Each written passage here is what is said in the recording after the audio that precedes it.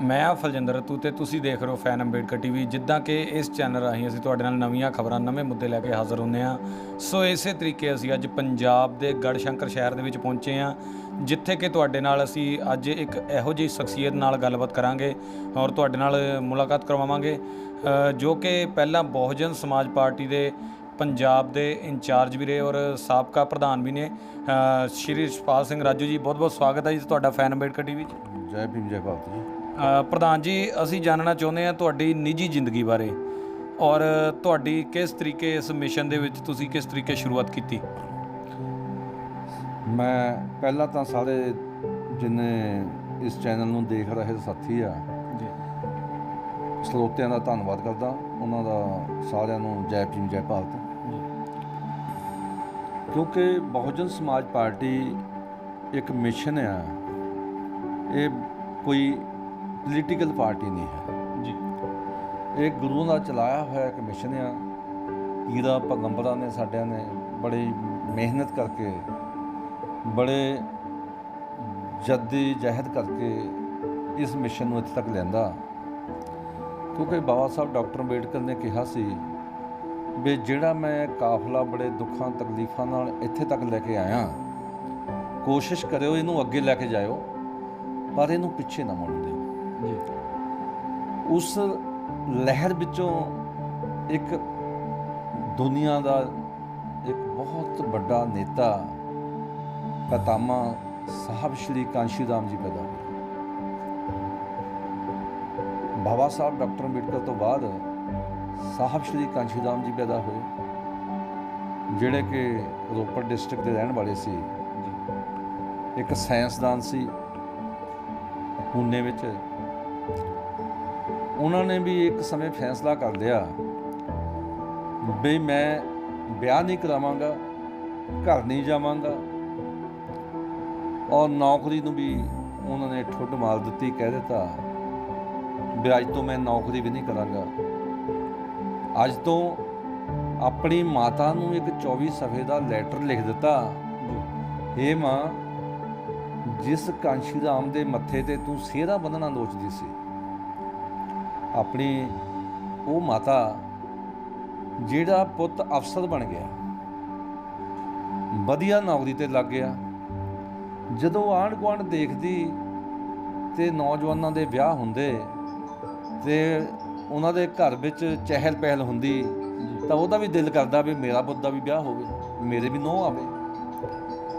ਤਾਂ ਜਦੋਂ ਫਿਰ ਮਾਤਾ ਤਾਰਾਂ ਪਾਉਂਦੀ, ਲੈਟਰ ਲਿਖਦੀ, ਚਿੱਠੀਆਂ ਲਿਖਦੀ, ਚਿੱਠੀਆਂ ਹੁੰਦੀਆਂ ਸੀ ਵੀ ਕਾਂਸ਼ੀ ਰਾਮ ਤੂੰ ਛਿੱਟੀ ਲੈ ਕੇ ਜਲਦੀ ਆ, ਮੈਂ ਤੇਰਾ ਵਿਆਹ ਕਰਨਾ। ਤਾਂ ਫਿਰ ਸਾਹਿਬ ਨੇ ਫੈਸਲਾ ਕਰ ਲਿਆ ਵੀ ਮੈਂ ਵਿਆਹ ਨਹੀਂ ਕਰਾਉਣਾ ਔਰ ਘਰ ਵੀ ਨਹੀਂ ਜਾਣਾ। ਅੱਜ ਤੋਂ ਮੇਰੇ ਕੋਈ ਵੀ ਮਾਂ ਬਾਪ ਨਹੀਂ ਹੈ ਜੀ। ਔਰ ਮੈਂ ਨੌਕਰੀ ਛੱਡੀ। ਉਹਨਾਂ ਨੇ ਨੌਕਰੀ ਨੂੰ ਵੀ ਠੁੱਡ ਮਾਰ ਦਿੱਤੀ। ਸਾਹਿਬ ਸ਼੍ਰੀ ਕਾਂਸ਼ੀ ਰਾਮ ਉਹ ਸ਼ਖਸੀਅਤ ਜਿਨ੍ਹਾਂ ਨੇ ਆਪ ਇਸ ਸਮਾਜ ਦੇ ਲੇਖੇ ਲਾ ਦਿੱਤਾ, ਘਰ ਘਰ ਚੱਲ ਪਏ। ਉਹਨਾਂ ਨੇ 6 ਦਸੰਬਰ 1978 ਨੂੰ ਵਾਮਸੇਫ ਬਣਾਈ, ਪੜ੍ਹੇ ਲਿਖੇ ਲੋਕਾਂ ਦੀ ਇੱਕ ਜਥੇਬੰਦੀ, the All India Backward Minority Community and the Employees Federation. ਪੜ੍ਹੇ ਲਿਖੇ ਲੋਕਾਂ ਦੀ, ਜਿਹਦੇ ਵਿੱਚ SC ST ਤੇ OBC ਆਉਂਦੇ ਸੀ। ਇਹਨਾਂ ਨੂੰ ਸਾਰਿਆਂ ਨੂੰ ਇਕੱਠੇ ਕਰਕੇ ਉਹਨਾਂ ਨੂੰ ਇੱਕ ਤਿਆਰ ਕੀਤਾ ਵੀ ਤੁਸੀਂ ਪੇ ਬੈਕ ਟੂ ਸੁਸਾਇਟੀ, ਇਸ ਸੁਸਾਇਟੀ ਨੂੰ ਕੁਝ ਦੇਣਾ ਹੈ।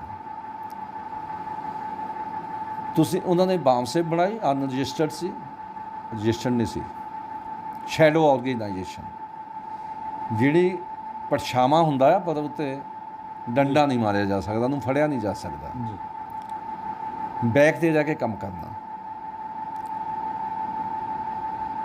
ਜਦੋਂ ਬਾਮਸੇਫ ਬਣੇ ਤਾਂ ਉਸ ਸਮੇਂ ਉਹਨਾਂ ਨੇ ਉਹਦੇ ਵਿੱਚ ਚੰਡੀਗੜ੍ਹ ਸਾਡੇ ਤਜਿੰਦਰ ਸਿੰਘ ਝੱਲੀ, ਜੋ HMT ਫੈਕਟਰੀ ਵਿੱਚ ਸ਼ਾਇਦ ਡਿਪਟੀ ਮੈਨੇਜਰ ਬਣੇ, ਅੰਮ੍ਰਿਤ ਲਾਲ ਉਹ ਵੀ ਉੱਥੇ ਹੀ ਕੰਮ ਕਰਦੇ ਸੀ, ਸ਼੍ਰੀ ਹਰੀ ਕ੍ਰਿਸ਼ਨ ਜੀ, ਉਹ ਕਾਮਨਵੈਲਥ ਦੇਸ਼ਾਂ ਦੇ ਡਾਇਰੈਕਟਰ ਦਾ PAC ਸੈਕਟਰੀ ਸੀ।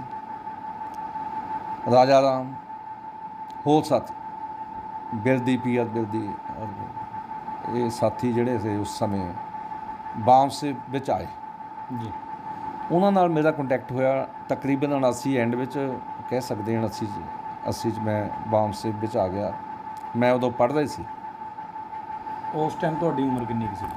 ਬਿਲਕੁਲ ਥੋੜ੍ਹੀ ਹੋ ਸਕਦੀ ਆ, ਕਿਉਂਕਿ ਮੈਂ ਇਹ ਸਮਝ ਲਓ ਵੀ 5 ਤੇ 11 16 17 ਸਾਲ ਦੀ ਉਮਰ ਸੀ। ਉਹਨਾਂ ਦਾ ਕੰਟੈਕਟ ਵਿੱਚ ਆਇਆ। ਅਸੀਂ ਬਾਂਸ ਦੇ ਮਾਧਿਅਮ ਤੋਂ ਬਹੁਜਨ ਸੰਦੇਸ਼ ਨਾਂ ਦਾ ਅਖਬਾਰ ਕੱਢਣ ਲੱਗ ਪਿਆ, ਚੰਡੀਗੜ੍ਹੋਂ ਆਉਣ ਲੱਗ ਪਿਆ ਜੀ। ਉਹ ਅਸੀਂ ਲੋਕਾਂ ਨੂੰ ਲੈ ਕੇ ਜਾ ਕੇ ਸਮਝਾਉਣ ਲੱਗ ਪਏ, ਪਿੰਡ ਪਿੰਡ ਜਾਣ ਲੱਗ ਪਏ। ਉਸ ਤੋਂ ਬਾਅਦ DS4 ਬਣਾਈ, ਦਲਿਤ ਸ਼ੋਸ਼ਿਤ ਸਮਾਜ ਸੰਘਰਸ਼ ਸਮਿਤੀ, ਜੀ। ਕਿਉਂਕਿ ਜਿਹੜੀ ਬਾਂਸ ਸੀ ਨੌਨ ਪੋਲੀਟੀਕਲ, ਨੌਨ ਐਜੀਟੇਸ਼ਨਲ ਅਤੇ ਨੌਨ ਰਿਲੀਜੀਅਸ ਸੀ। ਕੁਛ ਨਹੀਂ ਕਰਨਾ, ਪੇ ਬੈਕ ਟੂ ਸੋਸਾਇਟੀ ਕਰਨਾ ਬਸ। ਹੁਣ ਐਜੀਟੇਸ਼ਨ ਤਾਂ ਕਰਨੀ ਪੈਣੀ ਆ। ਐਜੀਟੇਸ਼ਨ ਕਰਨ ਲਈ ਸਾਹਿਬ ਨੇ 6 ਦਸੰਬਰ 1981 ਨੂੰ DS4 ਬਣਾਈ, ਦਲਿਤ ਸ਼ੋਸ਼ਿਤ ਸਮਾਜ ਸੰਘਰਸ਼ ਸਮਿਤੀ। ਜਿਹੜੇ ਬਾਂਸ ਦੇ ਸਾਥੀ ਸੀ, ਉਹਨਾਂ ਦੇ ਘਰ ਵਾਲੀਆਂ ਵਿਹਲੀਆਂ ਸੀ, ਉਹਨਾਂ ਦੇ ਬੱਚੇ ਵਿਹਲੇ ਸੀ, ਉਹਨਾਂ ਨੂੰ ਕਿਹਾ ਤੁਸੀਂ ਐਜੀਟੇਸ਼ਨ ਕਰ ਸਕਦੇ ਆ, ਤੁਸੀਂ ਇਹਦੇ ਮੈਂਬਰ ਬਣ ਸਕਦੇ ਆ। ਔਰ DS4 ਬਹੁਤ ਵੱਡੇ ਪੱਧਰ 'ਤੇ ਪੂਰੇ ਦੇਸ਼ ਵਿੱਚ ਇੱਕ ਨਾਮ ਬਣਿਆ, ਐਜੀਟੇਸ਼ਨ ਫੋਰਸ ਬਣਿਆ। ਉਸ ਸਮੇਂ ਅਸੀਂ ਨਾਲ ਸਾਹਿਬ ਦੇ ਡਟੇ ਰਹੇ। ਜਦੋਂ 3rd ਕਨਵੈਨਸ਼ਨ ਬਾਂਸ ਦੀ ਚੰਡੀਗੜ੍ਹ ਹੋਈ ਜੀ, ਤਾਂ ਉੱਥੇ ਸਾਹਿਬ ਨਾਲ ਅਸੀਂ 3 ਦਿਨ ਰਹੇ ਆ। ਸਾਹਿਬ ਨਾਲ ਕੰਮ ਕੀਤਾ, ਸਾਹਿਬ ਨਾਲ ਰਾਤ ਨੂੰ ਈਵਨ ਦੈਨ ਉਹ ਜਿਹੜਾ ਪੰਡਾਲ ਲਾਇਆ ਸੀ ਸੈਕਟਰ ਸ਼ਾਇਦ 17 ਵਿੱਚ ਸੀ, ਉਹ ਅਸੀਂ ਉਹਦੀ ਰਾਖੀ ਵੀ ਕਰਦੇ ਰਹੇ। ਸਾਹਿਬ ਨਾਲ ਕੰਮ ਕੀਤਾ, ਪੁਰਾਣੇ ਸਮੇਂ ਤੋਂ ਲੱਗੇ ਰਹੇ। ਉਸ ਤੋਂ ਬਾਅਦ ਮੈਂ 83 ਵਿੱਚ ਮੈਨੂੰ ਨੌਕਰੀ ਮਿਲ ਗਈ, ਮੈਂ ਪਟਵਾਰੀ ਭਰਤੀ ਹੋ ਗਿਆ ਜੀ। ਅਤੇ ਮੁੜ ਕੇ ਅਸੀਂ ਬਾਂਸ ਵਿੱਚ ਡਟ ਕੇ ਕੰਮ ਕਰਦੇ ਰਹੇ। ਪੰਜਾਬ 'ਚ BSP ਬਣ ਗਈ 84 'ਚ, ਬਹੁਜਨ ਸਮਾਜ ਪਾਰਟੀ।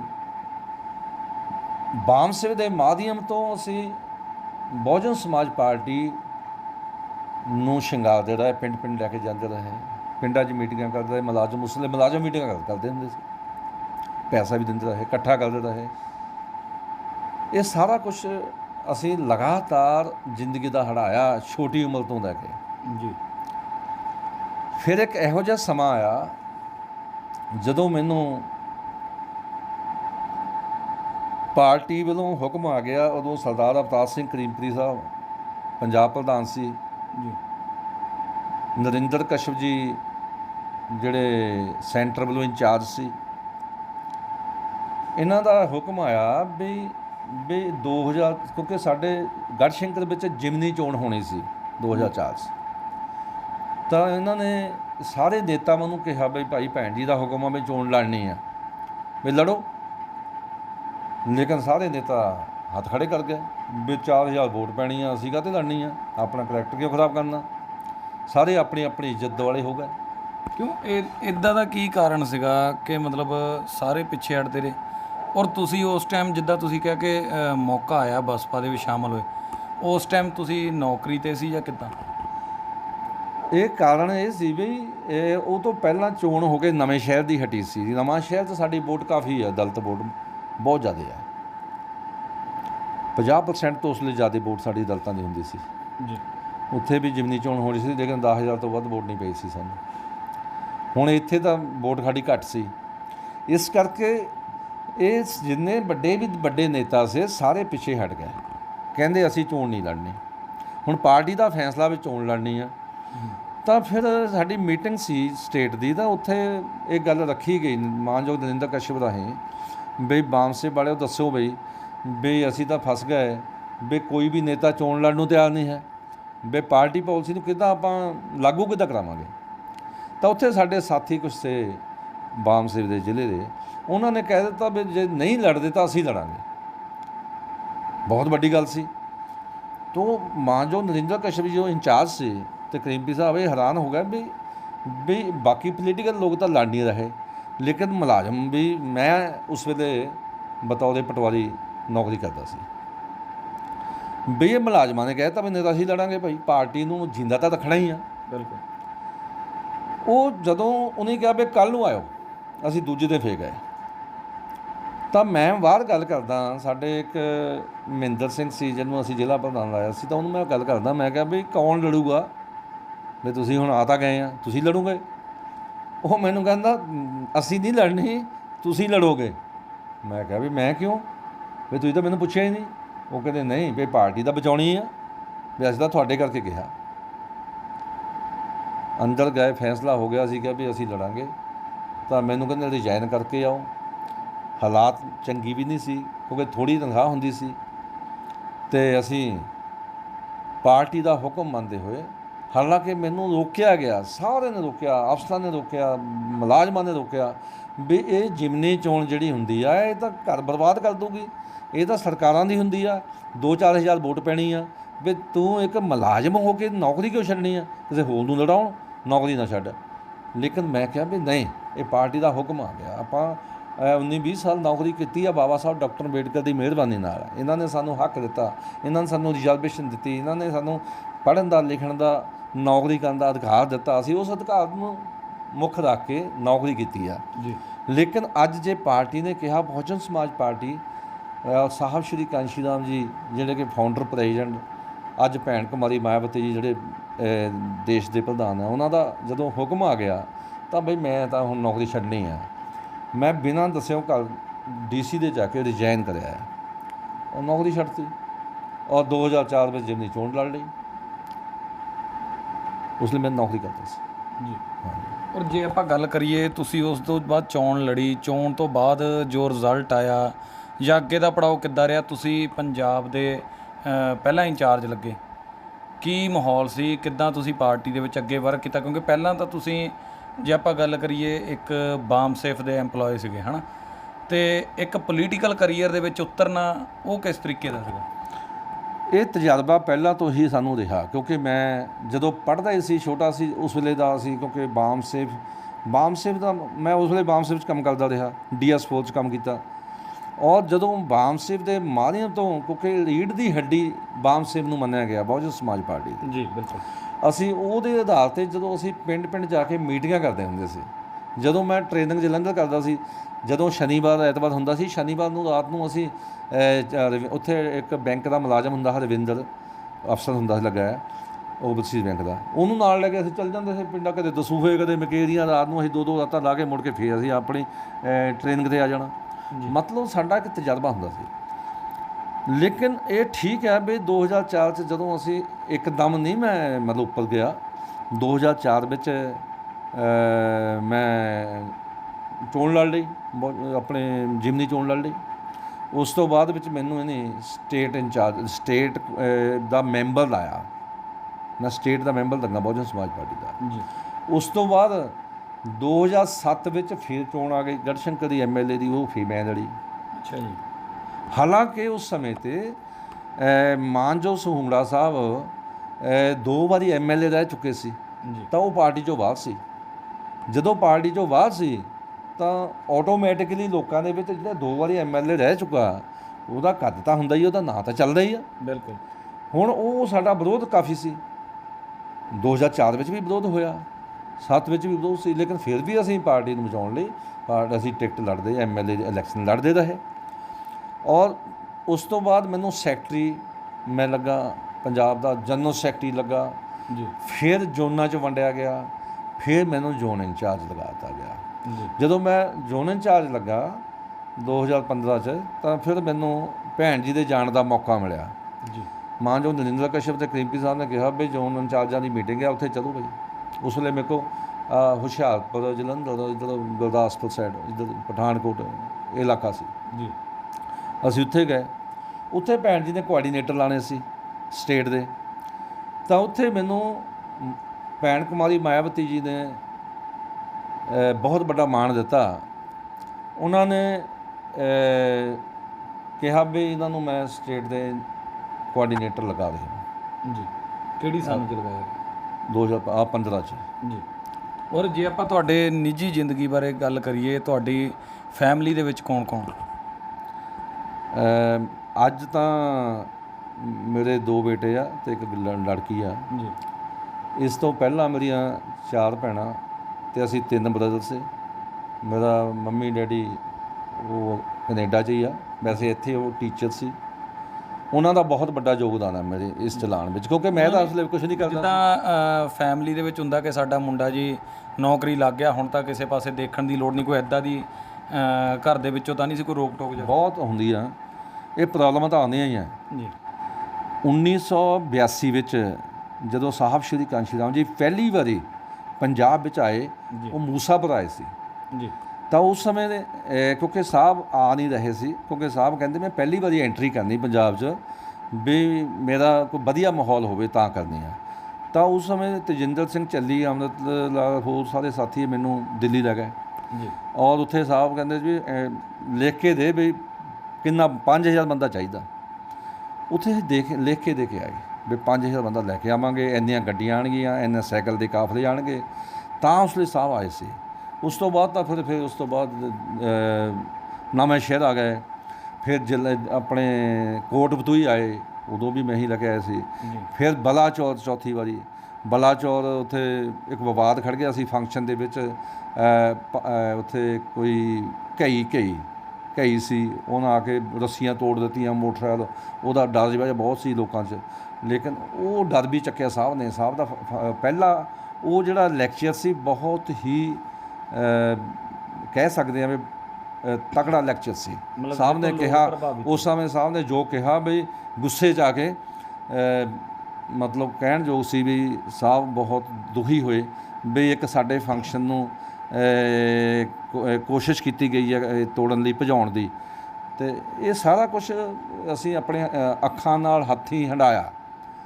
ਔਰ ਹੰਢਾਉਣ ਤੋਂ ਬਾਅਦ ਮੈਂ ਦੱਸਿਆ ਵੀ ਮੈਂ 7 ਵਿੱਚ ਵੀ, 4 ਵਿੱਚ ਵੀ, 7 ਵਿੱਚ ਵੀ ਇੱਥੋਂ MLA ਗੜ੍ਹਸ਼ੰਕਰ ਤੋਂ ਮੈਂ ਲੜਿਆ।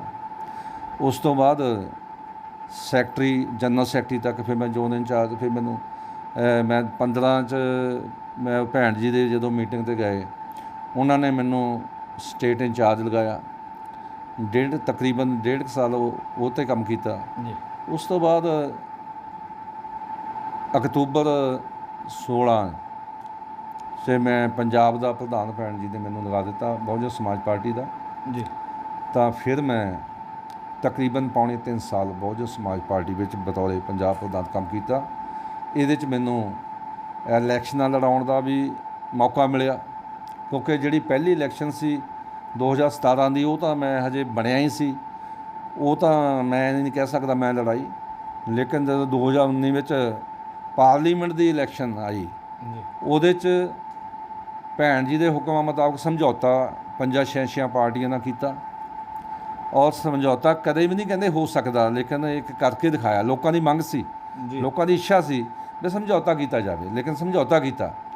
ਲੇਕਿਨ ਜਿੱਥੇ ਵੋਟ, ਜਦੋਂ ਇਲੈਕਸ਼ਨ ਵਿੱਚ ਸਾਨੂੰ 3 ਸੀਟਾਂ ਮਿਲੀਆਂ, ਜਿੱਥੇ ਵੋਟ 40-40 ਹਜ਼ਾਰ ਪੈਂਦੀ ਸੀ, ਜਿੱਦਾਂ ਹੁਸ਼ਿਆਰਪੁਰ ਤੋਂ ਅਸੀਂ 1,30,000 ਤੋਂ ਤੱਕ ਵੋਟ ਨੂੰ ਲੈ ਗਏ, ਸ਼੍ਰੀ ਅਨੰਦਪੁਰ ਸਾਹਿਬ ਤੋਂ ਅਸੀਂ 1.5 ਲੱਖ ਦੀ ਵੋਟ ਨੂੰ ਲੈ ਗਏ, ਜਲੰਧਰ ਤੋਂ ਅਸੀਂ 2 ਲੱਖ ਟਪਾਤੀ। ਇਹ ਪਹਿਲਾ ਚਾਂਸ ਸੀ ਵੀ ਦੁਆਬੇ ਵਿੱਚ ਅਸੀਂ 15-16% ਵੋਟ ਲੈ ਗਏ ਬਹੁਜਨ ਸਮਾਜ ਪਾਰਟੀ ਜੀ। ਔਰ ਇੱਕ ਵਧੀਆ ਰਿਜ਼ਲਟ ਦੱਸਿਆ, ਵਧੀਆ ਰਿਜ਼ਲਟ ਆਇਆ। ਲੋਕਾਂ ਦੇ ਵਿੱਚ ਇੱਕ ਉਭਾਰ ਆਇਆ, ਲੋਕਾਂ ਨੂੰ ਇਸ ਗੱਲ ਦਾ ਪਤਾ ਲੱਗਾ ਵੀ ਸਾਹਿਬ ਸ਼੍ਰੀ ਕਾਂਸ਼ੀ ਰਾਮ ਜੀ ਦਾ ਮਿਸ਼ਨ ਕੀ ਹੈ, ਬਾਬਾ ਸਾਹਿਬ ਡਾਕਟਰ ਅੰਬੇਡਕਰ ਦਾ ਮਿਸ਼ਨ ਕੀ ਹੈ। ਲੇਕਿਨ ਇਹ ਜਿਹੜੇ ਲੋਕ RSS ਭਾਜਪਾ ਵਾਲੇ, ਇਹ ਸੰਵਿਧਾਨ ਨੂੰ ਬਦਲਣਾ ਚਾਹੁੰਦੇ ਆ। ਇਸ ਬਦਲਣ ਲਈ, ਰੋਕਣ ਲਈ ਸਾਨੂੰ ਕੀ ਕੁਛ ਕਰਨਾ ਚਾਹੀਦਾ? ਸਾਨੂੰ ਵੋਟ ਦਾ ਇਸਤੇਮਾਲ ਕਰਕੇ ਇਹਨਾਂ ਲੋਕਾਂ ਨੂੰ ਬਦਲਣਾ ਚਾਹੀਦਾ। ਇਹ ਅਸੀਂ ਲੋਕਾਂ 'ਚ ਦੱਸਣ ਵਿੱਚ ਕਾਮਯਾਬ ਹੋਏ। ਪਰ ਜੇ ਮੈਂ ਤੁਹਾਡੀ ਇੱਥੇ ਇੱਕ ਗੱਲ ਰੋਕਦਾ ਹਾਂ, ਅਤੇ ਮੈਂ ਇੱਕ ਗੱਲ ਇਹ ਕਰਨੀ ਚਾਹੁੰਦਾ ਕਿ ਜਿੱਦਾਂ ਤੁਸੀਂ ਸਾਰੀ ਗੱਲਬਾਤ ਕੀਤੀ, ਜਿਹਦੇ ਵਿੱਚ ਤੁਸੀਂ ਦੱਸਿਆ ਕਿ ਤੁਹਾਡੇ ਕੰਮ ਨੂੰ ਦੇਖਦੇ ਤੁਸੀਂ ਅੱਗੇ ਨੂੰ ਜਾਂਦੇ ਰਹੇ, ਅੱਗੇ ਵੱਧਦੇ ਰਹੇ ਆ। ਪਰ ਜੇ ਆਪਾਂ 2019 ਦਾ ਜੋ ਇਲੈਕਸ਼ਨ ਸੀਗੇ, ਉਸ ਦੇ ਵਿੱਚ ਤੁਸੀਂ ਵੀ ਕਿਹਾ ਕਿ ਵੋਟ ਸਾਡੀ ਬਹੁਤ ਵਧੀਆ ਰਿਜ਼ਲਟ ਹੈ, ਪਰ ਅੱਜ ਤੁਸੀਂ ਪੰਜਾਬ ਦੇ ਵਿੱਚ ਕਿਸ ਅਹੁਦੇ 'ਤੇ ਆ ਬਹੁਜਨ ਸਮਾਜ ਪਾਰਟੀ? ਅਹੁਦਾ ਤਾਂ ਭੈਣ ਜੀ ਨੇ ਦੇਣਾ ਹੁੰਦਾ। ਭੈਣ ਕੁਮਾਰੀ ਮਾਇਆਵਤੀ ਸਾਡੇ ਨੈਸ਼ਨਲ ਪ੍ਰਧਾਨ ਆ। ਤੁਹਾਨੂੰ ਪ੍ਰਧਾਨਗੀ ਤੋਂ ਕਿਉਂ ਉਤਾਰ ਦਿੱਤਾ ਗਿਆ ਵੋਟਾਂ ਦੁਆਰਾ? ਪ੍ਰਧਾਨਗੀ ਤਾਂ ਇੱਦਾਂ ਆ ਵੀ ਨੈਸ਼ਨਲ ਪਾਰਟੀਆਂ ਵਿੱਚ ਇਹ ਹੁੰਦਾ ਹੀ ਆ ਵੀ 3 ਸਾਲ ਦਾ ਸਮਾਂ ਹੋ ਸਕਦਾ। ਭੈਣ ਜੀ ਨੇ ਦੇਖਿਆ ਵੀ 3 ਸਾਲ ਹੋ ਗਏ ਤਾਂ ਹੁਣ ਕੋਈ ਨਵਾਂ ਲਾਈਏ। ਜੀ। ਲੇਕਿਨ ਇਹਦੇ 'ਚ ਮੈਂ ਕੁਝ ਨਹੀਂ ਕਹਿ ਸਕਦਾ ਕਿਉਂਕਿ ਰਿਜ਼ਲਟ ਵਧੀਆ ਲਿਆਂਦਾ, ਸਭ ਕੁਝ ਠੀਕ ਠਾਕ ਆਇਆ। ਲੇਕਿਨ ਉੱਥੇ ਨੈਸ਼ਨਲ ਲੀਡਰ ਦੀ ਮਰਜ਼ੀ ਮੁਤਾਬਕ ਹੀ ਹੁੰਦਾ ਸਾਰਾ ਕੁਝ। ਤਾਂ ਉਹਨਾਂ ਨੇ ਮੈਨੂੰ ਕਹਿਤਾ ਵੀ ਤੁਹਾਨੂੰ ਅਹੁਦੇ ਤੋਂ ਹਟਾਇਆ ਗਿਆ, ਇਹਨੂੰ ਲਾਇਆ ਗਿਆ, ਅਤੇ ਮੈਂ ਉਹਨੂੰ ਕਬੂਲਿਆ। ਜੀ। ਔਰ ਅੱਗੇ ਕਿੱਦਾਂ ਤੁਸੀਂ ਤੁਹਾਡੇ ਏਰੀਏ ਦੇ ਵਿੱਚ ਕਿੱਦਾਂ ਦਾ ਮਾਹੌਲ ਆ? ਅੱਗੇ ਜੋ ਆਉਣ ਵਾਲੀਆਂ 22 ਦੇ ਇਲੈਕਸ਼ਨ ਉਹਦੇ ਬਾਰੇ ਕੀ ਰਣਨੀਤੀ ਬਣ ਰਹੀ ਹੈ? ਬਹੁਜਨ ਸਮਾਜ ਪਾਰਟੀ ਦੀ ਰਣਨੀਤੀ ਤਾਂ ਇਹ ਆ ਵੀ ਅਸੀਂ ਸਾਰੇ ਲੋਕਾਂ ਨੂੰ ਇਕੱਠੇ ਕਰਨਾ। ਜੀ। ਜਾਤ ਤੋੜੋ, ਸਮਾਜ ਜੋੜੋ, ਸਰਬ ਸਮਾਜ ਬਣਾਉਣਾ, ਸਾਰਿਆਂ ਨੂੰ ਇਕੱਠੇ ਕਰਕੇ ਇੱਕ ਥਾਂ ਲਿਆਉਣਾ। ਜੇ ਅਸੀਂ ਇਸ ਕਰਨ ਵਿੱਚ ਕਾਮਯਾਬ ਹੋ ਜਾਈਏ ਫਿਰ ਗੱਲ ਬਣਦੀ ਆ। ਜੀ। ਲੇਕਿਨ ਪੰਜਾਬ ਦਾ ਜੋ ਮਾਹੌਲ ਆ ਇਹਦੇ ਬਾਰੇ ਮੈਂ ਨਹੀਂ ਬਹੁਤਾ ਕਹਿਣਾ ਚਾਹੁੰਦਾ ਕਿਉਂਕਿ ਬੜਾ ਦੁੱਖ ਲੱਗਦਾ ਜਦੋਂ ਲੋਕ ਰਿਜ਼ਾਈਨ ਕਰਦੇ ਆ। ਬੜਾ ਦੁੱਖ ਲੱਗਦਾ ਜਦੋਂ ਜ਼ਿਲ੍ਹੇ ਦਾ ਪ੍ਰਧਾਨ ਰਿਜ਼ਾਈਨ ਕਰਦਾ। ਬੜਾ ਮੈਂ ਹੁਣੇ ਹੀ ਦੇਖ ਰਿਹਾ 2-3 ਦਿਨ ਤੋਂ ਲੁਧਿਆਣੇ ਵਿੱਚ 2-3 ਜਣੇ ਰਿਜ਼ਾਈਨ ਕਰ ਗਏ। ਕਈ ਥਾਂ ਇੱਦਾਂ ਦੀ ਗੜਬੜ ਚੱਲਦੀ ਆ। ਇਹਦੇ ਬਾਰੇ ਜੋ ਪੰਜਾਬ ਦਾ ਇੰਚਾਰਜ ਆ, ਪੰਜਾਬ ਪ੍ਰਧਾਨ ਆ, ਉਹ ਸੋਚਣਾ ਹੁੰਦਾ ਆ। ਜੀ। ਵੀ ਇਹਨਾਂ ਲੋਕਾਂ ਨੂੰ ਇੱਕ ਥਾਂ ਕਿੱਦਾਂ ਰੱਖਣਾ। ਉਹ ਕਿਉਂ ਨਿਕਲਦੇ ਕਿਉਂ ਲੋਕ? ਕਿਉਂਕਿ ਪਹਿਲਾਂ ਜੋ ਰਿਜ਼ਾਈਨ ਹੋਏ ਆ ਕੁਛ ਮੀਟਿੰਗਾਂ ਦੇ ਵਿੱਚ ਤੁਹਾਡੀਆਂ ਫੋਟੋਆਂ ਵੀ ਵਾਇਰਲ ਹੋਈਆਂ ਕਿ ਤੁਸੀਂ ਉਹਨਾਂ ਮੀਟਿੰਗਾਂ ਦੇ ਵਿੱਚ ਪਹੁੰਚੇ ਆ ਉਹਨਾਂ ਦੀਆਂ।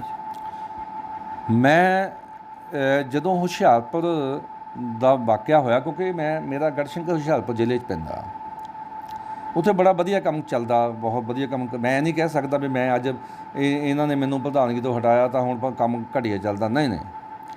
ਬਹੁਤ ਵਧੀਆ ਕੰਮ ਚੱਲਦਾ ਸੀ। ਲੋਕਡਾਊਨ ਹੋ ਗਿਆ। ਲੋਕਡਾਊਨ ਦੇ ਵਿੱਚ ਵੀ ਮੈਂ ਦੇਖਿਆ ਠੇਕੇਦਾਰ ਭਗਵਾਨ ਦਾਸ ਅਤੇ ਪੁਰਸ਼ੋਤਮ ਹੀਰ ਇਹ ਲੋਕਡਾਊਨ ਵਿੱਚ ਵੀ ਡਟੇ ਰਹੇ। ਜਿੱਥੇ ਕੋਈ ਲੋੜ ਸੀ ਕਿਸੇ ਨੂੰ ਖਾਣੇ ਦੀ ਖਾਣਾ ਪਹੁੰਚਾਉਂਦੇ ਰਹੇ, ਆਪਣੀ ਗੱਲ ਦੁੱਖ ਸੁੱਖ ਵਿੱਚ ਸਾਂਝੀ ਹੁੰਦੇ ਰਹੇ। ਮੈਂ ਨੈੱਟ 'ਤੇ ਦੇਖਦਾ ਰਿਹਾ ਜ਼ਿਆਦਾਤਰ। ਮੈਂ ਵੀ ਕੋਸ਼ਿਸ਼ ਕਰਦਾ ਰਿਹਾ ਲੋਕਾਂ ਵਿੱਚ ਜਾਣ ਆਉਣ ਦੀ, ਲੋਕਾਂ ਦਾ ਹਾਲ ਚਾਲ ਪੁੱਛਣ ਲਈ, ਤਾਂ ਕਿ ਪਤਾ ਲੱਗਦਾ ਰਿਹਾ ਵੀ ਬਹੁਜਨ ਸਮਾਜ ਪਾਰਟੀ ਖੜੀ ਆ।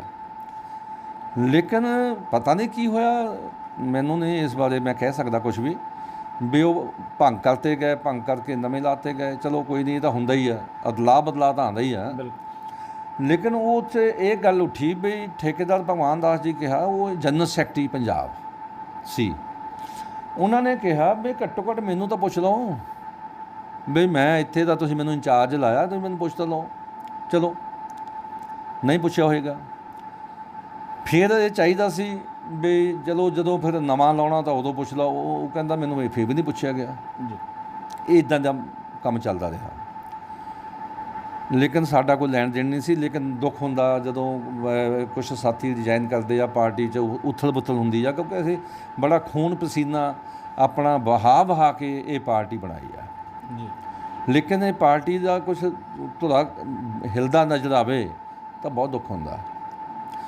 ਫਿਰ ਮੈਨੂੰ ਪਤਾ ਲੱਗਾ ਵੀ ਇੱਥੇ ਮੀਟਿੰਗ ਰੱਖੀ ਗਈ ਆ, ਕਿਉਂਕਿ ਉਹ ਕਹਿੰਦੇ ਵੀ ਨਾ ਤਾਂ ਮਾਨਯੋਗ ਰਣਜੀਤ ਸਿੰਘ ਭੈਣੀਵਾਲ ਸਾਡੀ ਪੁੱਛਣ ਆਇਆ ਵੀ ਕੀ ਗੱਲ ਹੋਈ ਆ, ਅਤੇ ਨਾ ਮੁੜ ਕੇ ਸਾਨੂੰ ਜਸਵੀਰ ਗੜੀ ਨੇ ਪੁੱਛਿਆ ਵੀ ਉਹਨਾਂ ਨੇ ਮੈਨੂੰ ਲੱਗਾ ਪਤਾ ਵੀ ਪੰਜਾਬ ਦੀ ਮੀਟਿੰਗ ਰੱਖ ਲਈ, ਦੁਖੀ ਆ। ਤਾਂ ਮੈਨੂੰ ਕਿਸੇ ਨੇ ਦੱਸਿਆ ਵੀ ਇਹਨੇ ਪੰਜਾਬ ਦੀ ਮੀਟਿੰਗ ਰੱਖੀ ਆ। ਤਾਂ ਮੈਂ ਫਿਰ ਉਹਨਾਂ ਨੂੰ ਕਿਹਾ ਵੀ ਮੈਂ ਆ ਸਕਦਾ।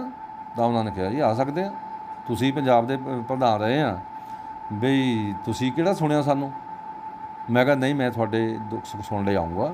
ਵੀ ਪਹਿਲਾਂ ਤਾਂ ਹੱਕ ਉਹਨਾਂ ਦਾ ਹੀ ਬਣਦਾ ਸੀ ਜਿਹੜੇ ਮੌਕੇ ਦੇ ਆ, ਤਾਂ ਬਸ ਸੈਕਿੰਡ ਹੱਕ ਮੇਰਾ ਆ, ਮੈਂ ਆਊਂਗਾ। ਮੈਂ ਇਸ ਕਰਕੇ ਹੁਸ਼ਿਆਰਪੁਰ ਗਿਆ ਸੀ ਔਰ ਹੁਸ਼ਿਆਰਪੁਰ ਜਾ ਕੇ ਉਹਨਾਂ ਦੀ ਗੱਲ ਸੁਣੀ, ਸਭ ਕੁਝ ਦੇਖਿਆ। ਲੇਕਿਨ ਥੋੜ੍ਹਾ ਬਹੁਤਾ ਗਿਲਾ ਤਾਂ ਹੁੰਦਾ ਹੀ ਆ ਵੀ ਹੁਣ ਕੋਈ ਨਾਅਰੇ ਲਾਤੇ, ਮਤਲਬ ਖੜੇ ਫੋਟੋ ਕਰਾਉਣ ਲੱਗੇ, ਕੋਈ ਨਾਅਰਾ ਲਾਤਾ। ਹੁਣ ਉਹ ਸਾਰੇ ਜਣੇ ਸੈਟਿਸਫਾਈ ਨਹੀਂ ਨਾ ਹੋ ਸਕਦੇ। ਆਪਾਂ 99 ਸੈਟਿਸਫਾਈ ਕਰ ਲਏ ਤਾਂ ਇੱਕ ਰਹਿ ਗਿਆ। ਮੰਨ ਲਓ ਇੱਕ ਹੀ ਪੁੱਠਾ ਜਿਹਦਾ ਬੋਲ ਗਿਆ, ਇਹਦਾ ਮਤਲਬ ਇਹ ਤਾਂ ਨਹੀਂ ਹੈ ਵੀ ਸਾਰੇ ਉੱਦਾਂ ਦੇ ਆ। ਇਹ ਫੈਸਲਾ ਹੋ ਗਿਆ ਉੱਥੇ ਵੀ ਬਹੁਜਨ ਸਮਾਜ ਪਾਰਟੀ ਵਿੱਚ ਰਹਿਣਾ ਆ ਔਰ ਗਿਲੇ ਸ਼ਿਕਵੇ ਭੁਲਾ ਦਿਓ। ਸਾਰੇ ਜਿੰਨੇ ਬੈਠੇ ਲੋਕ ਆ ਉਹਨਾਂ ਨਾਲ ਲੈ ਲਓ ਔਰ ਨਾਲ ਲੈ ਕੇ ਔਰ ਭੈਣ ਜੀ ਨੂੰ ਦੇਸ਼ ਦਾ ਪ੍ਰਧਾਨ ਮੰਤਰੀ ਬਣਾਉਣ ਤੱਕ ਡਟੇ ਰਹੋ। ਇਹ ਫੈਸਲਾ ਹੋ ਗਿਆ। ਜੀ।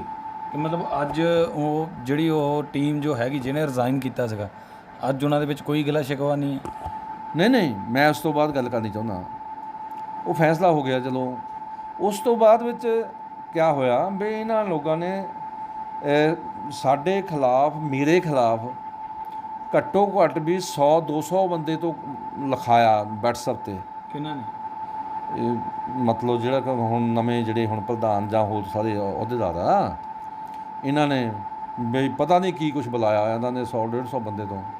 ਹਾਲਾਂਕਿ ਉਹਦੇ ਵਿੱਚ ਲਿਖਿਆ ਗਿਆ ਸੀ, ਰਾਤ ਨੂੰ ਮੇਰੀ ਖਬਰ ਪੈ ਗਈ ਸੀ ਵੀ ਰੂਸੀਆ ਨੂੰ ਮਨਾਉਣ ਗਏ, ਇਹ ਖਬਰ ਪੈ ਚੁੱਕੀ ਸੀ ਜੀ। ਹੁਣ ਜਦੋਂ ਰੂਸੀਆ ਨੂੰ ਮਨਾਉਣ ਗਏ ਦੀ ਖਬਰ ਹੀ ਪੈ ਗਈ ਤਾਂ ਹੁਣ ਤੁਸੀਂ ਦੱਸੋ ਵੀ ਜੇ ਮਨਾਉਣ ਗਿਆ ਵੀ ਪਾਪ ਆ, ਮਾੜਾ ਆ? ਵੀ ਪਾਰਟੀ 'ਚ ਰਹਿਣੇ ਚਾਹੀਦੇ ਆ ਲੋਕ, ਤਾਂ ਇਹ ਕਹਿਣਾ ਕੋਈ ਮਾੜਾ ਆ? ਭੈਣ ਜੀ ਦੇਸ਼ ਦਾ ਪ੍ਰਧਾਨ ਮੰਤਰੀ ਬਣੇ, ਇਹ ਕਹਿਣਾ ਮਾੜਾ ਆ? ਲੇਕਿਨ ਇਹਨਾਂ ਲੋਕਾਂ ਨੇ ਪਤਾ ਨਹੀਂ ਕਿਹੜੀ ਕਿਹੜੀ ਕਹਾਣੀ ਘੜ ਲਈ ਆ ਔਰ ਮੇਰੇ ਖਿਲਾਫ ਬੜਾ ਵਿਵਾਦ ਸ਼ੁਰੂ ਕਰਾ ਦਿੱਤਾ, ਹੋਰ ਸਾਥੀਆਂ ਦੇ ਖਿਲਾਫ ਵਿਵਾਦ ਸ਼ੁਰੂ ਕਰਾ ਦਿੱਤਾ। ਲੇਕਿਨ ਚਲੋ ਫਿਰ ਵੀ ਬਾਅਦ 'ਚ ਗੱਲ ਹੋਈ ਵੀ ਚਲੋ ਜੇ ਇਹ ਮੈਨੂੰ ਇਹ ਚਾਹੁੰਦੇ ਆ ਤਾਂ ਅਸੀਂ ਸਾਰਿਆਂ ਨੂੰ ਇਕੱਠੇ ਕਰਕੇ ਗੱਲ ਕਰੀਏ। ਲੇਕਿਨ ਇਹਨਾਂ ਨੇ ਅੱਜ ਤੱਕ ਕੋਸ਼ਿਸ਼ ਹੀ ਨਹੀਂ ਕੀਤੀ ਵੀ ਕਿਸੇ ਨੂੰ ਲਿਆਂਦਾ ਜਾਵੇ। ਉਲਟ ਕਿਹਾ ਵੀ ਅਹੁਦੇਦਾਰੀਆਂ ਤਾਂ ਛੱਡੋ, ਇਹਨਾਂ ਨੇ ਮਜ਼ਾਕ ਕਰਨਾ ਸ਼ੁਰੂ ਕਰ ਦਿੱਤਾ। ਉਹ ਮਜ਼ਾਕ ਕਿਹਾ ਸੀ ਕਿ ਜਿਹੜਾ ਬੰਦਾ ਵੱਡਾ ਕਰਦਾ ਉਹਨੂੰ ਕਹਿ ਦਿੱਤਾ ਵੀ ਤੁਸੀਂ ਇੱਕ ਵਿਧਾਨ ਸਭਾ ਲੈ ਲਓ, ਜੇ ਤੁਸੀਂ ਇੱਥੇ ਕੰਮ ਕਰ ਲਓ ਕੋਈ ਗੱਲ ਨਹੀਂ। ਉਹ ਇੱਦਾਂ ਦੀਆਂ ਗੱਲਾਂ ਛੋਟੀਆਂ। ਤਾਂ ਅਸੀਂ ਤਾਂ ਲੀਡਰ ਜਿਹੜੇ ਤਿਆਰ ਕਰ ਰਹੇ ਹਾਂ, ਭੈਣ ਜੀ ਕਹਿੰਦੀ ਲੀਡਰ ਤਿਆਰ ਕਰੋ। ਲੀਡਰ ਕਿੱਦਾਂ ਤਿਆਰ ਹੁੰਦੇ ਆ? ਬੜੇ ਔਖੇ ਤਿਆਰ ਹੁੰਦੇ ਆ, ਬੜੇ ਬਣਦੇ ਆ। ਹੁਣ ਮੇਰੇ ਵਰਗਾ ਸਟੇਟ ਇੰਚਾਰਜ ਰਿਹਾ, ਸਟੇਟ ਪ੍ਰਧਾਨ ਰਿਹਾ, ਅਤੇ ਅੱਜ ਉਹਨੂੰ ਕਹਿ ਦਿੱਤਾ ਜਾਵੇ ਐਂਡ 'ਚ, ਪਹਿਲਾਂ ਉਹਨੂੰ ਇਹ ਸੱਦ ਕੇ ਕਿਹਾ ਜਾਵੇ ਵੀ ਮਾਲਵਾ ਲੈ ਲਓ, ਵੀ ਹੁਸ਼ਿਆਰਪੁਰ ਵੀ ਨਾਲ ਲੈ ਲਓ, ਦੁਆਬਾ ਵੀ ਲੈ ਲਓ, ਤਾਂ ਅਸੀਂ ਕਿਹਾ ਵੀ ਭਾਈ ਦੇ ਦਿਓ, ਬਈ ਕੰਮ ਕਰਨਾ ਦੇ ਦਿਓ ਭਾਈ। ਆ ਹੁਣ ਦੀ ਗੱਲ ਵੀ ਪਰ ਆਹ ਜਿਹੜੇ ਸਾਥੀ ਰੁੱਸੇ ਹੋ ਆ, ਇਹਨਾਂ ਨੂੰ ਨਾਲ ਲੈ ਕੇ ਚੱਲਣਾ, ਕਿਉਂਕਿ ਗੱਲਾਂ ਛੋਟੀਆਂ ਹੀ ਆ, ਕੋਈ ਗੱਲ ਨਹੀਂ, ਆਪਾਂ ਬੈਠ ਕੇ ਬਣਾਉਣਾ।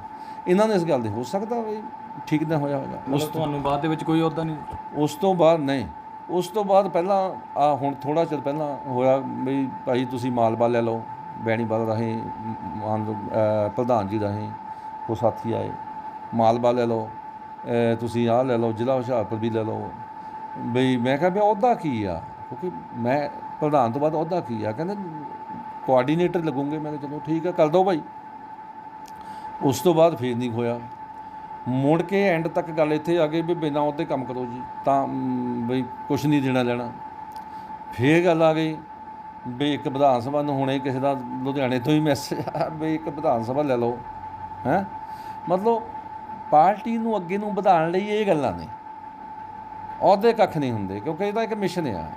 ਲੇਕਿਨ ਜੇ ਤੁਸੀਂ ਆਪੇ ਧੱਕੇ ਦੇ ਕੇ ਪਾਰਟੀ 'ਚੋਂ ਬਾਹਰ ਕਰੋਗੇ, ਕਿੰਨੇ ਕੁ ਲੋਕਾਂ ਨੂੰ ਕੱਢ ਸਕਦੇ ਆ? ਅੱਜ ਪੰਜਾਬ ਅੱਧਾ ਜਿਹੜਾ ਲੀਡਰਸ਼ਿਪ ਵਧੀਆ ਤੋਂ ਵਧੀਆ ਘਰ ਬੈਠੇ ਆ, ਦੇਖਦੇ ਆ, ਉਹਨਾਂ ਨੂੰ ਨਾਲ ਲਾਓ ਭਾਈ। ਉਹ ਨਾਲ ਲੈ ਕੇ ਚੱਲਣਗੇ, ਤਦ 2022 ਵਿੱਚ ਤਦ ਕੁਛ ਹੋ ਸਕਦਾ ਆ, ਬਣ ਸਕਦਾ ਆ। ਜੇ ਇਹੋ ਜਿਹੀ ਹਾਲਾਤ ਆਪਾਂ ਰਹੀ ਵੀ ਸਾਲ ਸਵਾ ਸਾਲ ਤੁਸੀਂ ਉੱਪਰ ਦੇ ਵਧੀਆ ਅਹੁਦੇਦਾਰਾਂ ਨੂੰ ਪੁੱਛਿਆ ਹੀ ਨਹੀਂ, ਔਰ ਉਹਨਾਂ ਨੂੰ ਫਿਰ ਐਂਡ 'ਚ ਜਦੋਂ ਪੁੱਛਣ ਲੱਗੇ 1 ਸਾਲ ਬਾਅਦ, ਮੁੜ ਕੇ ਤੁਸੀਂ ਇਹ ਕਹਿ ਦਿਓ ਵੀ ਇੱਕ ਵਿਧਾਨ ਸਭਾ ਲੈ ਲਓ। ਕੋਈ ਗੱਲ ਬਣਦੀ ਆ? ਕੋਈ ਸਟੇਟ ਪ੍ਰਧਾਨ, ਸਟੇਟ ਇੰਚਾਰਜ ਇੱਕ ਵਿਧਾਨ ਸਭਾ ਲੈ ਲਵੇ? ਇਸ ਕਰਕੇ ਇਹ ਸਾਰਾ ਕੁਝ ਹਉਮੈ ਛੱਡਣੇ ਪੈਣਗੇ। ਔਰ ਇਹ ਮਿਸ਼ਨ ਬਾਬਾ ਸਾਹਿਬ ਡਾਕਟਰ ਅੰਬੇਡਕਰ ਦਾ ਮਿਸ਼ਨ ਆ, ਸਾਹਿਬ ਸ਼੍ਰੀ ਕਾਂਸ਼ੀ ਰਾਮ ਜੀ ਦਾ। ਜਿੱਦਾਂ ਤੁਸੀਂ ਕਿਹਾ ਕਿ ਹਉਮੈ ਛੱਡਣੇ ਪੈਣਗੇ, ਤੇ ਜੇ ਇਹੀ ਗੱਲ ਆਪਾਂ ਤੁਹਾਡੇ ਤੇ ਲਾਗੂ ਕਰੀਏ ਕਿ ਤੁਹਾਨੂੰ ਵੀ ਹਉਮੈ ਛੱਡ ਕੇ ਬਗੈਰ ਕਿਸੇ ਅਹੁਦੇ ਤੋਂ, ਜਿੱਦਾਂ ਉਹਨਾਂ ਨੇ ਕਿਹਾ, ਕੰਮ ਕਰਨ ਨੂੰ, ਤੇ ਉਹਦੇ ਬਾਰੇ ਤੁਹਾਡਾ ਕੀ ਬਿਆਨ, ਤੁਹਾਡੀ ਕੀ ਰਾਏ ਹੈ? ਬਿਲਕੁਲ, ਕੋਈ ਨਾਂ ਤਾਂ ਦਊਂਗਾ ਹੀ। ਜਦੋਂ ਆਪਾਂ ਕਿਸੇ ਨੂੰ ਕਿਤੇ ਲਾਉਂਦੇ ਆ, ਇਲੈਕਸ਼ਨਾਂ ਵਿੱਚ ਪ੍ਰਕਾਸ਼ ਸਿੰਘ ਜੰਡਾਲੀ ਨੂੰ ਮੈਂ ਲਿਆਇਆ ਵਾਪਸ, ਭੈਣ ਜੀ ਨੇ ਉਹਨਾਂ ਨੂੰ ਕੱਢਿਆ ਸੀ, ਮੈਂ ਵਾਪਸ ਲਿਆ। ਉਹ ਮੈਨੂੰ ਕਹਿੰਦੇ ਤੁਸੀਂ ਅਨੰਦਪੁਰ ਸਾਹਿਬ ਦੇ ਦਿਓ ਮੈਨੂੰ। ਮੈਂ ਕਿਹਾ ਇੰਚਾਰਜ ਵਧੋ, ਕੰਮ ਕਰੋ। ਇੰਚਾਰਜ ਹੀ ਲਾਉਣਾ, ਕਿਉਂਕਿ ਇੱਕ ਸਟੇਟ ਪ੍ਰਧਾਨ ਆ, ਉਹਨੂੰ ਮੈਂ ਕੀ ਲਾਊਂਗਾ? ਉਹਨੂੰ ਮੈਂ ਥੱਲੇ ਹੁਣ ਥੋੜ੍ਹਾ ਕੁ ਲਾ ਸਕਦਾ, ਕਹਿਣਾ ਤਾਂ ਪਊਗਾ ਕੁਛ। ਉਹ ਲੋਕਾਂ 'ਚ ਜਾਊਗਾ, ਪ੍ਰੈਸ ਵਿੱਚ ਜਾਊਗਾ। ਜਦੋਂ ਲੋਕਾਂ ਦੇ ਮਸਲੇ ਆਣੇ ਆ, ਜਦੋਂ ਪਿੰਡਾਂ 'ਚ ਜਾਂਦੇ ਆ, ਉੱਥੇ 100 ਮਸਲਾ ਆ ਜਾਂਦਾ, ਉਹ ਫਿਰ DC ਨੂੰ ਮਿਲੂਗਾ, SSP ਨੂੰ ਮਿਲੂਗਾ, ਤਾਂ ਫਿਰ ਕੀ ਕਹਿ ਕੇ ਮਿਲੂਗਾ? ਕੁਛ ਨਾ ਕੁਛ ਤਾਂ ਕਹੂਗਾ ਹੀ ਨਾ। ਉਹ ਵੀ ਉੱਥੇ ਕਿਆ ਕਰਨ ਗਿਆ, ਵੀ ਤੈਨੂੰ ਲਾਇਆ ਕੀ ਆ, ਸਟੇਟ ਵੱਲੋਂ ਹੈ ਕੀ ਆ, ਤਾਂ ਇਹ ਤਾਂ ਕਹਿਣਾ ਹੀ ਪਊਗਾ ਨਾ।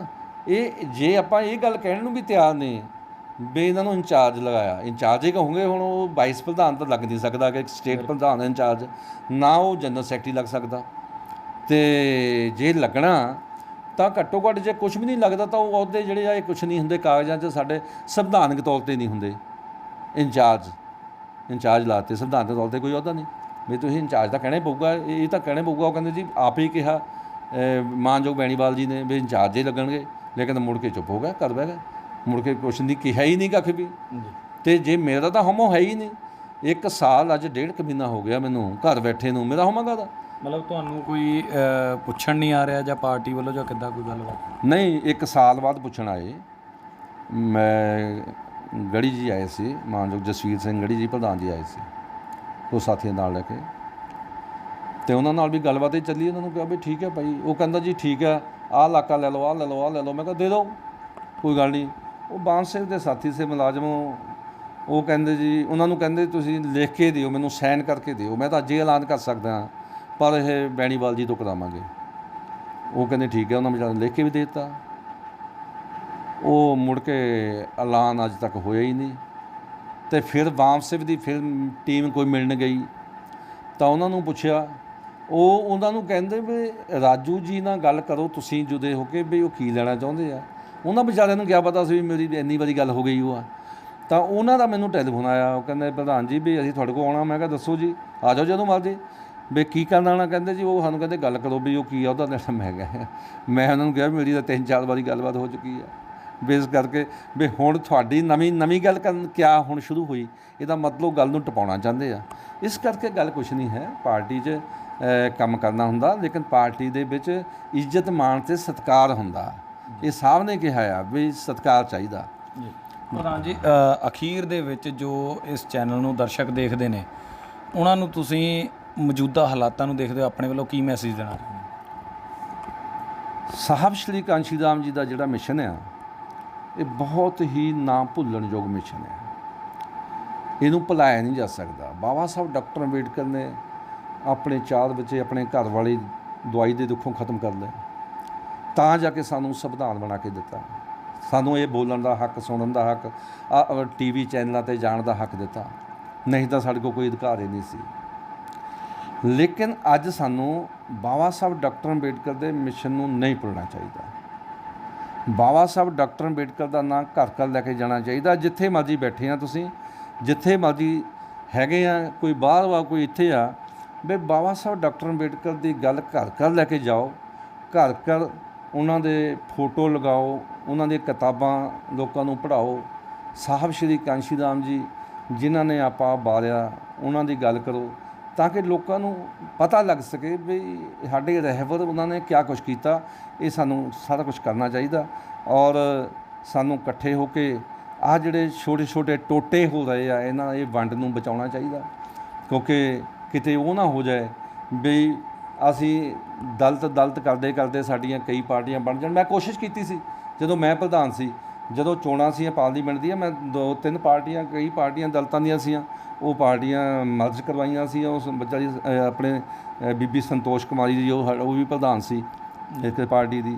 ਅਤੇ ਇੱਦਾਂ ਕਾਫੀ ਲੋਕ ਜਿਹੜੇ ਸੀ, ਉਹਨਾਂ ਨੂੰ ਅਸੀਂ ਪਾਰਟੀ 'ਚ ਮਰਜ ਕਰਵਾਇਆ, ਔਰ ਪਾਰਟੀਆਂ ਛੋਟੇ ਗਰੁੱਪ ਜਿਹੜੇ ਸੀ ਦਲਿਤਾਂ ਨੇ ਖ਼ਤਮ ਕੀਤੇ, ਔਰ ਬਹੁਜਨ ਸਮਾਜ ਪਾਰਟੀ ਇਕੱਲੀ ਰਹੀ, ਤਾਂ ਜਾ ਕੇ ਇਹ ਰਿਜ਼ਲਟ ਕੁਝ ਦੇ ਸਕੇ ਸੀ। ਇਸ ਕਰਕੇ ਸਾਨੂੰ ਸਾਰਿਆਂ ਨੂੰ ਇਕੱਠੇ ਰਹਿਣ ਲਈ ਤਿਆਰੀ ਕਰਨੀ ਚਾਹੀਦੀ, ਇਕੱਠੇ ਰਹਿਣਾ ਚਾਹੀਦਾ। ਬਾਬਾ ਸਾਹਿਬ ਡਾਕਟਰ ਅੰਬੇਡਕਰ ਦਾ ਮਿਸ਼ਨ ਅੱਗੇ ਲੱਗ ਜਾਣਾ। ਸੋ ਬਹੁਤ ਬਹੁਤ ਧੰਨਵਾਦ ਜੀ। ਜੈ ਭੀਮ, ਜੈ ਭਾਰਤ। ਸੋ ਇਹ ਸਨ ਸਾਡੇ ਨਾਲ ਬਹੁਜਨ ਸਮਾਜ ਪਾਰਟੀ ਦੇ ਸਾਬਕਾ ਪ੍ਰਧਾਨ ਸ਼੍ਰੀ ਰਿਸ਼ਪਾਲ ਸਿੰਘ ਰਾਜੂ ਜੀ। ਸੋ ਇਸੇ ਤਰ੍ਹਾਂ ਤੁਸੀਂ ਨਵੀਆਂ ਖਬਰਾਂ ਦੇਖਣ ਦੇ ਲਈ ਚੈਨਲ ਨੂੰ ਸਬਸਕ੍ਰਾਈਬ ਕਰੋ, ਲਾਈਕ ਕਰੋ, ਸ਼ੇਅਰ ਕਰੋ, ਔਰ ਕਮੈਂਟਸ ਦੇ ਵਿੱਚ ਆਪਣੀ ਰਾਏ ਜ਼ਰੂਰ ਦਿਓ। ਇਜਾਜ਼ਤ, ਧੰਨਵਾਦ।